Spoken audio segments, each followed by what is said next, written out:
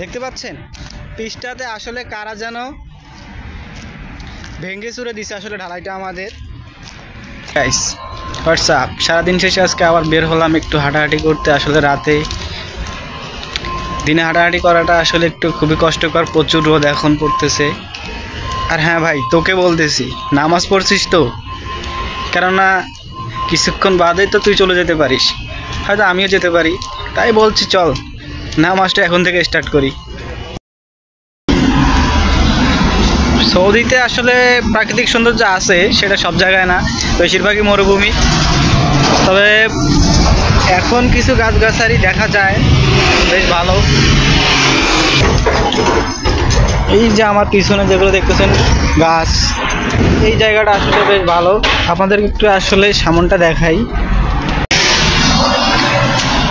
প্রাকৃতিক সৌন্দর্য সব জায়গায় আছে। আর এটা হচ্ছে জনপ্রিয় মার্কেট ফ্লেমিঙ্গো পার্ক, যেখানে মেয়েদের একটা জামার দাম হচ্ছে যে আমাদের আসলে বাংলাদেশি টাকায় 70-80 টাকা হবে নর্মালি, এটা আর কি। এটা হচ্ছে শপিং মলের পিছনের সাইড। এইখানে ভাই কয়েকশো গাড়ি পার্কিং, সামনের সাইডে তো পুরো দেখাই যায় না, আসলে গাড়ি ছাড়া কিছুই নেই। তারপর দেখতে দেখতে চলে এলাম আসলে সেই পরিচিত মাঠটাতে, যেখানে সবসময় ক্রিকেট খেলি, ফুটবল খেলি। তারপর এসে আসলে যেটা দেখলাম সেটা আসলে একেবারে কল্পনার বাইরে। এই পিচটাতে আসলে আমরা সবাই মিলে এখানে ঢালাই করে আমরা এখানে ক্রিকেট খেলতাম। পিচটাকে আমরা ঢালাই করে নিয়েছিলাম। তো দেখতে পাচ্ছেন যে আসলে পিচটার কি অবস্থা। এই যে দেখেন, দেখতে পাচ্ছেন পিচটাতে আসলে কারা যেন